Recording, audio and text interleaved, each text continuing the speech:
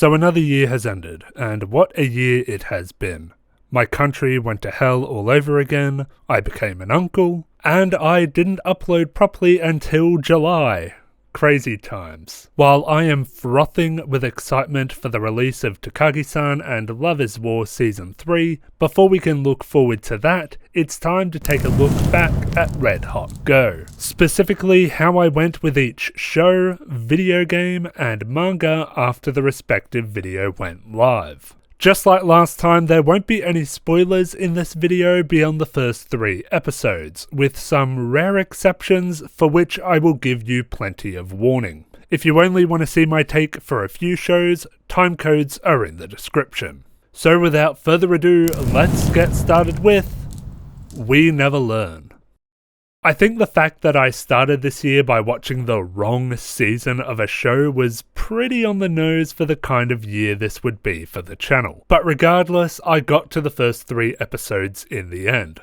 So when exactly does this perfectly average show devolve into the grossest harem garbage? Well, I don't know.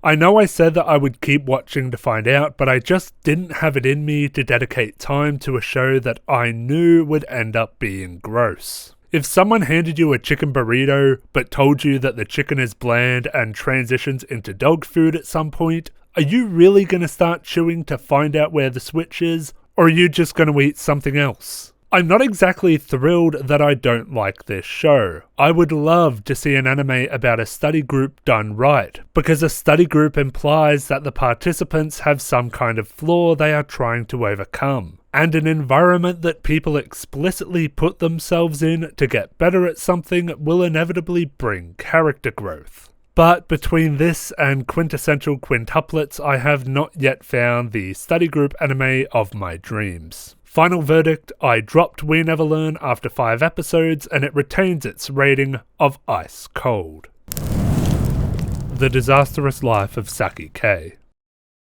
The Disastrous Life of Saki K is a show over which I feel conflicted. On the one hand, Saki himself, his psychic powers, and how quickly he resolves conflict left me cold. The show's breakneck pace continued, leaving me behind in particular scenes with more than one set of captions, and the style of adapting everything from the source material, including recaps for scenes that just happened, persisted despite being superfluous. However, neither the plot nor the main character is the show's most vital element. The Disastrous Life of Saki K lives on its vibrant cast of side characters. The show never really stops introducing new recurring characters throughout its first season, and a bonus is that it creates dynamics between certain side characters that have nothing to do with Saki. In considering this, we realize that Saki is actually necessary for the show's formula, despite being as interesting as a piece of white bread. He's the straight man in a warped world. Sure, most of his commentary just points out the obvious, but having a relatively rational perspective contributes to the absurdity. While Saki doesn't change throughout the show, we do learn more about his emotional limits. We see more instances of him caring about his friends, and even cases where his powers aren't enough to fix everything, even if those situations are contrived. I still can't help but get hung up on that story from the first 3 episodes, where Saki explains that his world is so anime-like because he changed it with his powers. It's not a subversion of anime tropes, it's just a justification of those tropes. And it left me wondering what a genuinely subversive slice of life might look like. Luckily, another show in this roundup showed me what I wanted to see, but I'm getting ahead of myself. Final verdict, I finished The Disastrous Life of Saki K and it retains its rating of boiling. If you would like me to check out Season 2 for Red Hot Go, let me know in the comments or on the Discord server. 1 Week Friends. I had to watch 1 Week Friends in 2 lots. When I uploaded the Red Hot Go, I had just finished rereading the source material, meaning that a lot of the anime was too familiar to be engaging. I got up to episode 5 and then put it down to complete several months later. I still see most of the show as being rather like fairy floss. Sweet and colourful, but without anything to really sink your teeth into. The 1 week memory loss thing had always been too specific and flimsy to create that much tension, so the most thought-provoking part of the show was how the ending differed from the source material. I'm not going to spoil what those differences are through commentary, but what I am going to do is flash up a brief paragraph on screen that you can pause and read if you would like more context. If you don't want to be spoiled, look away until you hear my voice again. 3, 2, 1, spoilers. Honestly, there's a lot to complain about with this show, however, none of it changes the fact that I gladly watched episode after episode, got invested in the characters, and was even a little emotional towards the end. Final verdict, I finished 1 Week Friends, and it retains its rating of boiling. The Daily Lives of High School Boys. Remember when I said that there was a better subversive comedy on this list than Saiki? Well, this was the show I was teasing. While Saiki will either ironically point out or try to justify its tropes, Daily Lives of High School Boys never plays a cliché straight. I don't think I have ever laughed at a show as often or consistently as I did at this. It's just that funny. While it lacks a narrative wherein our characters evolve and change, it more than makes up for it with its constant comedic attempts. There are 2 parts of the show in particular that stood out to me enough to talk about them. One for good reasons, one for bad. So minor spoilers for the rest of the show, but this isn't the kind of show where spoilers will ruin your viewing experience. There's a story in which a student council member confesses that they had accidentally seen up a girl's skirt that day, and laments that instead of titillation or excitement, he only felt an intense sense of guilt. The rest of the story revolves around the dubious student council trying to recreate this moment, and upon succeeding, they all feel guilty as well. I like this story, because besides having the good taste to not show us what these characters see, this is the only anime I know of that acknowledges how creepy and gross this trope is.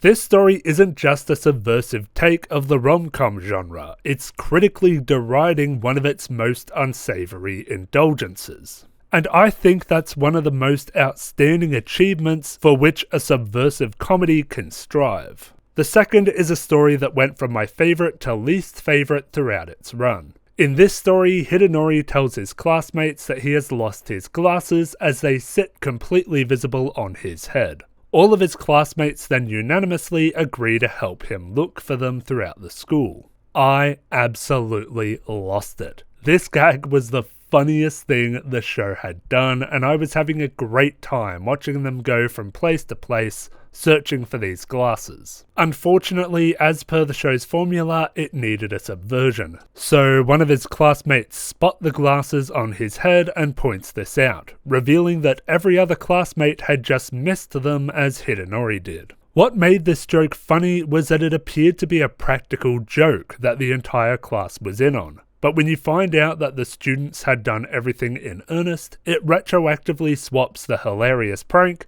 for a far inferior joke.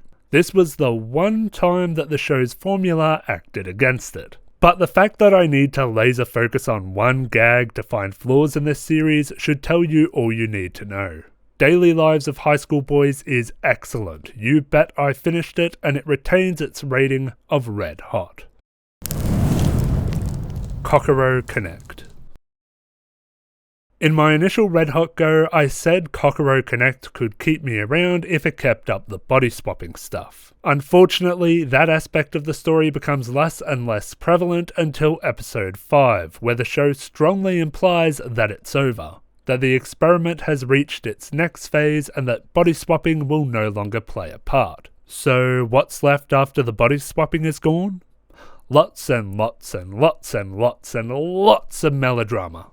Seriously, the number of times this show stops dead in its tracks to have a serious conversation is baffling. While some of these conversations have fun parts or details, like Taichi's big secret or Inaba's response to it, they are too few and far between to salvage the rest of the show. Those of you who have seen Kokoro Connect might wonder what I thought about the scenario that ended the body swapping part of the experiment.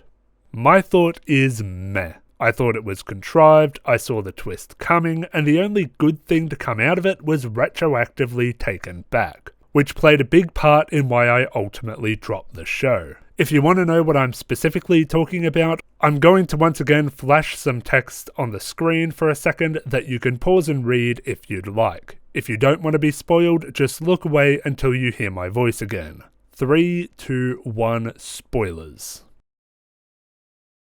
While there are things to enjoy and the first few episodes had their moments, the characters and general plot failed to hold my interest after losing the one thing it had going for it. Final verdict, I dropped Kokoro Connect after 6 episodes and I lower its rating to ice cold. Love, Chunibyo, and other delusions.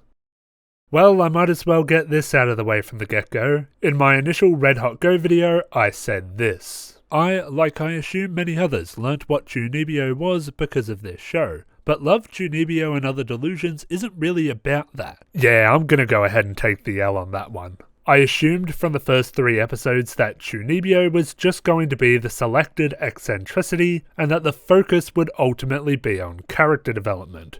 But I was wrong. While character development is a focus of this show, Chunibyo plays a crucial role in the story thematically. You couldn't replace Rika's Chunibyo delusions with a stamp collecting obsession and have the story play out the same way. Something I wasn't expecting from LC and OD was just how emotional it was going to be. I'm serious, there are some genuinely heartbreaking moments in this show. I'm not going to spoil what they are or why they're brilliant because I recommend you watch the show for yourself, but I do have a point to make about dramatic low points in anime, especially right after talking about Kokoro Connect. That show fails because it dives into the melodrama too quickly, before we know the characters beyond surface level traits. In contrast, LC and OD endears us to its characters and lets us stew in their positive vibes before it starts pulling out the solemn music tracks. I love this show. I cannot believe it has taken me this long to watch the first season, and I will definitely watch the second one again with this newfound context. Love, Chunibyo, and Other Delusions retains its red hot rating, and I highly recommend it to all fans of comedy, slice of life, and romance. Cowboy Bebop. I don't think any show on this list surprised me as much as Cowboy Bebop did. Most of the show maintains a rather fun and light-hearted tone. I wasn't a massive fan of Ed, but the show seemingly kept her presence to a minimum. A few episodes do slip into a more dire and depressing tone, seemingly preparing us for the end of the show. Cowboy Bebop's ending abandons the episodic structure and upbeat tone for something far more serialized and serious. And while this isn't a complaint, the end left me feeling rather down. After reading about this show, I realised that there was far more going on thematically and subtextually than I could pick up on in a single watch. But maybe I'll figure out more when I inevitably watch the show a second time. That's all I'm going to say because I don't want to spoil any more than I already have. I highly recommend Cowboy Bebop and it retains its rating of red hot. One Punch Man. One Punch Man is likely one of the most aggressively average shows I have ever seen. I've watched plenty of shows that are mediocre in every regard, but One Punch Man continuously flip-flops between pure brilliance and horrendous lows. I did finish the season to see if it could stick to one or the other, but right until the very end, it just couldn't decide whether it would be wholly good or wholly bad. I was told by a friend earlier this year that the One Punch Man fighting game takes place between other characters, and the match timer corresponds to when Saitama shows up to end the fight. And the whole show has that vibe. I continued to enjoy Genos as well as many of the other heroes. Watching them figure out the best way to keep themselves ahead in a fight became the most exciting part of the show, as there was no need to worry about Saitama. Without giving too much away, the set piece at the end of Season 1 was precisely what I hoped it would be, but it wound up being disappointing. For those wanting more context, I'm once again going to quickly flash up some text explaining what I mean in detail. Pause the video and read it if you'd like, otherwise look away until you hear my voice again. 3, 2, 1, spoilers. The fact that most villains die whilst mid-monologue signifies that this isn't My Hero Academia. That is to say, it isn't about morals in a superpowered world or characters who live in it. Instead, One Punch Man is about making fun of shows like MHA, cutting off the big talky scene in a single move that ends the fight as anticlimactically as possible. Perhaps I'm just not frustrated enough with typical shonen stories to appreciate the satire that One Punch Man strives to provide. Because this show just isn't my thing, I'm going to drop the rating from lukewarm to chilly. However, it holds the award for the best opening scene of any anime I have ever watched, and I can't imagine how any other show will take that away. Kubo-san doesn't let it be. I can't think of any better way to open the Kubo-san segment than to say, Seta is not cute. I don't care how clueless he acts, how soppy his dialogue is, or how chibi you make him look. Seta is not cute. Can you please stop trying to make me squee now? It is not going to happen. While Kubo-san does have some pleasant moments, especially around Shirashi making friends and allowing himself to leave his comfort zone, a lot of the story is pure fluff and filler. Yes, I am still very annoyed that Kubo doesn't understand her feelings for Shirashi, despite the way she acts. And again, I get the sense that a lot of stuff that happens in this manga only happens because the author was obsessed with cramming in as many generic anime tropes as possible, without putting any thought into whether they fit or make sense. As I write this script, I can barely remember a thing from the story, as so much of it is inconsequential. One could say the same for other romance manga like Takagi-san or Suredure Children. However, the difference is that Takagi-san has an original framing for its stories, and Suredure Children puts in a significant amount of effort to define their characters so that the reader cares about them. While Kubo-san has its moments, it's ultimately not done enough to keep my interest. The mindless indulgence in romance tropes and key gimmick, which seemingly only plays parts some of the time, makes this a rather forgettable read. I got through about 75 chapters, and I downgrade the rating to ice cold. Mob Psycho 100 Season 2. Mob Psycho is quickly becoming one of my favourite shows, and Season 2 takes about all the credit for that. What started as a show about a socially awkward psychic boy wanting to make himself better has now become a story about Mob amid this growth. Without giving too much away, the show constantly shows us the changes that Mob makes, from how he's more willing to stand up for himself to how he interacts with others. But even by the end of the season, he isn't entirely there yet. He still has more growth to do before becoming the person he wants to be. This inner conflict and growth are why Mob is an incredible character, while Saiki, similar in some surface level ways, is the worst part of his own show. Mob has social issues to overcome, obstacles to conquer, and he doesn't always come out on top, but his almost self-destructive determination makes you root for him. The season lost me a bit in the last quarter or so.